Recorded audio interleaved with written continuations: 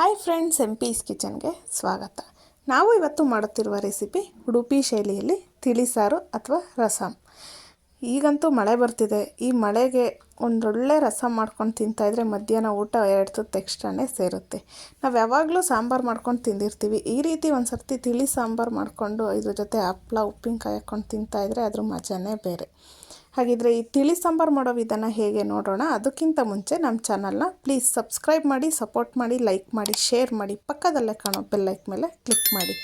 ಹಾಗಾದರೆ ಈ ಉಡುಪಿ ಶೈಲಿಯಲ್ಲಿ ತಿಳಿ ಸಾಂಬಾರು ಮಾಡೋ ವಿಧಾನ ಹೇಗೆ ಹಾಗೂ ಬೇಕಾಗುವ ಸಾಮಗ್ರಿಗಳು ನೋಡೋಣ ಬನ್ನಿ. 2 ಮೀಡಿಯಮ್ ಸೈಜ್ ಟೊಮೊಟೊ ತೊಗೊಂಡಿದ್ದೀನಿ. ಹಾಗೆ 4 ಬ್ಯಾಡಗಿ ಮೆಣಸಿನ್ಕಾಯಿ, 5 ಗುಂಟೂರು ಮೆಣಸಿನ್ಕಾಯಿ, 3 ಹಸಿಮೆಣಸಿನ್ಕಾಯಿ, ಸ್ವಲ್ಪ ಕಟ್ ಮಾಡಿರೋಂಥ ಕೊತ್ತಂಬರಿ ಸೊಪ್ಪು, ಹಾಗೆ ಸ್ವಲ್ಪ ತೆಂಗಿನ ತುರಿ, ಒಂದು ಚಿಕ್ಕ ನೆಲ್ಲಿಕಾಯಿ ಗಾತ್ರದಷ್ಟು ಹುಣಸೆ ಹಣ್ಣು, ಹಾಗೆ ಕರಿಬೇವು, ಸ್ವಲ್ಪ ಬೆಲ್ಲ, ಹಾಗೆ ಸ್ವಲ್ಪ ತೊಗರಿಬೇಳೆ, 1 ಸ್ಪೂನ್ ಆಗೋವಷ್ಟು ಕಾಳುಮೆಣಸು, ಸ್ವಲ್ಪ ಜೀರಿಗೆ, ಹಾಗೆ 1 ಸ್ಪೂನ್ ಆಗೋವಷ್ಟು ಕೊತ್ತಂಬರಿ, ಹಾಗೆ ಸ್ವಲ್ಪ ಮೆಂತ್ಯ, ಹಾಗೆ ಒಗ್ಗರಣೆಗೆ ಸಾಸಿವೆ, ಜೀರಿಗೆ, ರುಚಿಗೆ ತಕ್ಕಷ್ಟು ಉಪ್ಪು, ಹಾಗೆ ಕುಕ್ಕಿಂಗ್ ಆಯಿಲ್, ಸನ್ಫ್ಲವರ್ ಆಯಿಲ್. ನಾನಿಲ್ಲಿ ಕುಕ್ಕರ್ ತೊಗೊಂಡಿದ್ದೀನಿ. ಕುಕ್ಕರ್ಗೆ ಅರ್ಧ ಬೌಲ್ ಆಗೋವಷ್ಟು ತೊಗರಿಬೇಳೆನ ಸೇರಿಸ್ಕೊತಾ ಇದ್ದೀನಿ. ನಾವು ಬೇಳೆನ ಜಾಸ್ತಿ ಸೇರಿಸ್ಕೋಬಾರ್ದು. ಈಗ ಇದಕ್ಕೆ ಸ್ವಲ್ಪ ನೀರನ್ನ ಸೇರಿಸ್ಕೊಂಡು 1-2 ಸರ್ತಿ ತೊಳ್ಕೊಂಡು ಬರೋಣ. ಈಗ ತೊಳೆದಿರೋಂಥ ಬೇಳೆ ಮುಳುಗೋವಷ್ಟು ನೀರನ್ನ ಸೇರಿಸ್ಕೊಳ್ಳೋಣ. ನಾವು ತುಂಬ ನೀರನ್ನ ಸೇರಿಸ್ಬಾರ್ದು, ಸ್ವಲ್ಪ ನೀರನ್ನ ಸೇರಿಸ್ಕೊಂಡ್ರೆ ಸಾಕಾಗುತ್ತೆ ಬೇಳೆ ಬೇಯೋವಷ್ಟು. ಅದಕ್ಕೆ ಈಗ 1 ಟೀ ಸ್ಪೂನ್ ಆಗೋವಷ್ಟು ಅಡುಗೆ ಎಣ್ಣೆನ ಸೇರಿಸ್ಕೊತಾ ಇದ್ದೀನಿ, ಹಾಗೆ ಸ್ವಲ್ಪ ಅರಿಶಿನ. ಈಗ ಇದನ್ನು ಲಿಡ್ ಕ್ಲೋಸ್ ಮಾಡಿ ಒಂದು 3-4 ಕೂಗಿಸ್ಕೊಳ್ಳೋಣ. ನೆಕ್ಸ್ಟು ನಾನಿಲ್ಲಿ ಬೇಳೆ ಬೇಯೋಷ್ಟರೊಳಗಡೆ ಒಂದು ಕಡಾಯಿ ತೊಗೊಂಡಿದ್ದೀನಿ. ಒಂದು ಪ್ಯಾನಿಗೆ 1 ಟೀ ಸ್ಪೂನ್ ಆಗೋಷ್ಟು ಆಯಿಲ್ನ ಸೇರಿಸ್ಕೊತಾ ಇದ್ದೀನಿ. ನಾವೀಗ ಪೌಡರ್ನ ಮಾಡ್ಕೋಬೇಕು, ರಸಮ್ ಪೌಡರ್ನ. ಅದಕ್ಕೋಸ್ಕರ ತೊಗೊಂಡಿದ್ವಲ್ಲ ನಾವು ಧನಿಯಾ, ತೊಗರಿಬೇಳೆ, ಹಾಗೆ ಜೀರಿಗೆ, ಕಾಳುಮೆಣಸು, ಮೆಂತ್ಯ ಎಲ್ಲನೂ ಸೇರಿಸ್ಕೊಂಡು ಲೋ ಫ್ಲೇಮಲ್ಲೇ ಇದನ್ನು ಚೆನ್ನಾಗಿ ಫ್ರೈ ಮಾಡ್ಕೋಬೇಕಾಗತ್ತೆ. ನಾವು ಲೋ ಫ್ಲೇಮಲ್ಲೇ ಒಂದು 5-6 ನಿಮಿಷ ಚೆನ್ನಾಗಿ ಫ್ರೈ ಮಾಡಿಕೊಂಡ್ರೆ ಘಮ ಚೆನ್ನಾಗಿ ಬರುತ್ತೆ. ನಮಗೆ ರಸಮ್ ಮಾಡಿದಾಗ ತುಂಬಾ ಟೇಸ್ಟಿಯಾಗಿರುತ್ತೆ. ನಾವು ಐ ಫ್ಲೇಮಲ್ಲಿ ಇಟ್ಕೊಂಡು ಹುರಿಬಾರ್ದು. ಐ ಫ್ಲೇಮಲ್ಲಿ ಇಟ್ಕೊಂಡ್ರೆ ಬೇಗ ಕಲರ್ ಚೇಂಜ್ ಆಗಿಬಿಡುತ್ತೆ. ನೋಡಿ, ಈಗ 50% ಆಗಿದೆ. ಈಗ ಈ ಟೈಮಲ್ಲಿ ನಾವು ಇದಕ್ಕೆ ಮೆಣಸಿನ್ಕಾಯಿನ ಸೇರಿಸ್ಕೊಳ್ಳೋಣ. ನಾನಿಲ್ಲಿ ಬ್ಯಾಡಗಿ ಮೆಣಸಿನ್ಕಾಯಿ ಹಾಗೆ ಗುಂಟೂರು ಮೆಣಸಿನ್ಕಾಯಿನ ತೊಗೊಂಡಿದ್ದೀನಿ ಖಾರಕ್ಕೆ.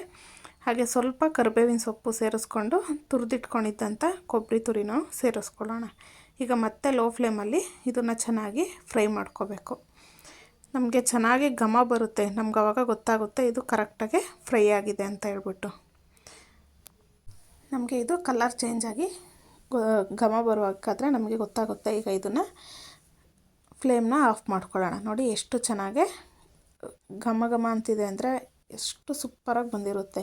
ನಾವು ಈ ರೀತಿ ಹುರಿದು ಪುಡಿ ಮಾಡಿ ಆವಾಗಲೇ ಮಾಡ್ಕೊಳ್ಳೋದ್ರಿಂದ ನಮಗೆ ರಸಮ್ ಅನ್ನೋದು ತುಂಬಾ ಟೇಸ್ಟಿಯಾಗಿ ಬರುತ್ತೆ. ಈಗ ಇದು ಫ್ರೈ ಆಗಿದೆ. ನಾವು ಫ್ಲೇಮ್ನ ಆಫ್ ಮಾಡಿಕೊಂಡು ಇದನ್ನು ತಣ್ಣಗಾಗೋದಕ್ಕೆ ಬಿಡಬೇಕಾಗುತ್ತೆ. ನಾವು ಈ ರೀತಿ ಪುಡಿ ಮಾಡಿಕೊಂಡು 1 ತಿಂಗಳವರೆಗೂ ಸ್ಟೋರ್ ಮಾಡಿ ಇಟ್ಕೋಬೋದು ಫ್ರಿಜ್ಜಲ್ಲೆಲ್ಲ. ಆದರೆ ನಾವು ಫ್ರೆಶ್ಶಾಗಿ ಮಾಡ್ಕೊಳ್ಳೋದ್ರಿಂದ ತುಂಬ ಚೆನ್ನಾಗಿ ಬರುತ್ತೆ. ಈಗ ಇದು ತಣ್ಣಗಾಗಿದೆ. ಈಗ ಇದನ್ನು ನಾವು ಪುಡಿ ಮಾಡ್ಕೋಬೇಕು. ನಾನಿಲ್ಲಿ ಒಂದು ಮಿಕ್ಸಿ ಜಾರ್ ತಗೊಂಡು ಹುರಿದಿಟ್ಕೊಂಡಿದ್ದಂಥ ಪದಾರ್ಥನ ಇದಕ್ಕೆ ಸೇರಿಸ್ಕೊತಾ ಇದ್ದೀನಿ. ನಾವು ನೀರೇನು ಹಾಕಬಾರ್ದು, ಹಾಗೆ ಇದನ್ನು ನುಣ್ಣಗೆ ಪುಡಿ ಮಾಡಿಕೊಂಡು ಬರೋಣ. ನಾವು ಇದನ್ನು 100% ಪುಡಿ ಮಾಡಬೇಕು ಅಂತ ಏನಿಲ್ಲ. ಈ ರೀತಿ ಒಂದು 80% ಪುಡಿ ಆದರೆ ಸಾಕಾಗುತ್ತೆ. ನೆಕ್ಸ್ಟು ನಾನಿಲ್ಲಿ ಒಂದು ಪ್ಯಾನ್ ತೊಗೊಂಡಿದ್ದೀನಿ. ಪ್ಯಾನ್ ಒಳಗಡೆ ನಾವು ಕಟ್ ಮಾಡಿ ಇಟ್ಕೊಂಡಿದ್ದಂಥ ಟೊಮೊಟೊ, ಹಾಗೆ ಹಸಿಮೆಣ್ಸಿಕಾಯಿ, ಸ್ವಲ್ಪ ಬೆಲ್ಲ. ನಾವು ಬೆಲ್ಲ ಹಾಕೋದ್ರಿಂದ ಟೇಸ್ಟ್ ತುಂಬ ಚೆನ್ನಾಗಿ ಬರುತ್ತೆ. ಹಾಗೆ ರುಚಿಗೆ ತಕ್ಕಷ್ಟು ಉಪ್ಪು, ಹಾಗೆ ಸ್ವಲ್ಪ ನೀರನ್ನ ಸೇರಿಸ್ಕೊಂಡು ಟೊಮೊಟೊ ಎಲ್ಲ ಬೇಯಬೇಕು. ಆ ರೀತಿ ಬೇಯಿಸ್ಕೊಳ್ಳೋಣ. 1-2 ನಿಮಿಷ ಬೇಯಿಸಿದ್ರೆ ಸಾಕಾಗುತ್ತೆ. ನೋಡಿ, ಈಗ ಈ ರೀತಿ ಚೆನ್ನಾಗಿ ಬೇಯಿಸ್ಕೋಬೇಕು. ಈಗ ನಾವು ಮುಂಚೆನೇ ಹುಣಸೆಹಣ್ಣು ತೋರಿಸಿದ್ನಲ್ಲ, ಒಂದು ಚಿಕ್ಕ ನೆಲ್ಲಿಕಾಯಿ ಗಾತ್ರದಷ್ಟು ಹುಣಸೆಹಣ್ಣ ರಸ ತೆಗೆದ್ಬಿಟ್ಟು ಇದರೊಳಗಡೆ ಸೇರಿಸ್ಕೊಳ್ಳೋಣ. ಹಾಗೆ ಇದಕ್ಕೆ ಸ್ವಲ್ಪ ತುರಿದಿಟ್ಕೊಂಡಿದ್ದಂಥ ಶುಂಠಿನ ಸೇರಿಸ್ಕೊಳ್ಳೋಣ. ಶುಂಠಿ ಹಾಕೋದ್ರಿಂದ ತುಂಬ ಟೇಸ್ಟು ಚೆನ್ನಾಗಿ ಬರುತ್ತೆ, ನಮಗೆ ಡೈಜೆಷನೂ ಚೆನ್ನಾಗಾಗುತ್ತೆ. ನಾವು ಇದಕ್ಕೆ ಈರುಳ್ಳಿ, ಬೆಳ್ಳುಳ್ಳಿ ಏನೂ ಸೇರಿಸ್ತಾ ಇಲ್ಲ. ಇದು ಚೆನ್ನಾಗಿ ಕುದ್ದಿದೆ.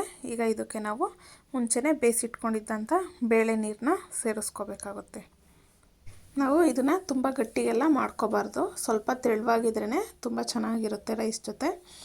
ಈಗ ಇದಕ್ಕೆ ನಾವು ಪುಡಿ ಮಾಡಿ ಇಟ್ಕೊಂಡಿದ್ದಂಥ ಪುಡಿನ ಸೇರಿಸ್ಕೊತಾ ಇದ್ದೀನಿ, ರಸಮ್ ಪುಡಿನ. ನಾನಿಲ್ಲಿ 2 ಟೇಬಲ್ ಸ್ಪೂನ್ ಆಗುವಷ್ಟು ರಸಮ್ ಪುಡಿನ ಸೇರಿಸ್ಕೊತಾ ಇದ್ದೀನಿ. ನಾನಿಲ್ಲಿ 3ರಿಂದ 4 ಜನ ತಿನ್ನೋವಷ್ಟು ರಸಮ್ನ ಮಾಡಿ ತೋರಿಸ್ತಾ ಇರೋದು. ತುಂಬ ಈಸಿಯಾಗುತ್ತೆ, ಕ್ವಿಕ್ಕಾಗಿ ಮಾಡ್ಕೋಬೋದು ಕಮ್ಮಿ ಟೈಮಲ್ಲೇ. ನೋಡಿ ಎಷ್ಟು ಚೆನ್ನಾಗೇ ಬಂದಿದೆ ಅಂತ ಹೇಳ್ಬಿಟ್ಟು. ಈ ತಿಕ್ನೆಸ್ ಆಗಿದ್ದರೆ ಸಾಕಾಗುತ್ತೆ. ಈಗ ಇದನ್ನು ಚೆನ್ನಾಗಿ ಕುದಿಯೋಕ್ಕೆ ಬಿಡೋಣ. ಈಗ ಚೆನ್ನಾಗಿ ಈ ರೀತಿ ಕುದೀತಾ ಇದೆ ನೋಡಿ. ಈಗ ತುಂಬ ಚೆನ್ನಾಗಿ ಘಮ ಬರುತ್ತೆ ನಮಗೆ. ನಾವು ರಸಮ್ ಪುಡಿನ ಪರ್ಫೆಕ್ಟಾಗಿ ಹುರಿದು ಮಾಡಿಕೊಂಡ್ರೆ, ನಾವು ರಸಮ್ ಪುಡಿನ ಮುಂಚೆನೇ ಮಾಡಿಟ್ಕೊಂಡಿದ್ರೆ 5 ನಿಮಿಷದಲ್ಲೆಲ್ಲ ನಾವು ಈ ರಸಮ್ನ ಮಾಡಿ ರೆಡಿ ಮಾಡ್ಕೋಬೋದು. ನಮಗೆ ಟೈಮ್ ಇಲ್ಲ ಅಂದಾಗ ಬಿಗಿನರ್ಸು, ಬ್ಯಾಚುಲರ್ಸ್ ಎಲ್ಲ ತುಂಬಾ ಈಸಿಯಾಗೆ ಮಾಡ್ಕೋಬೋದು.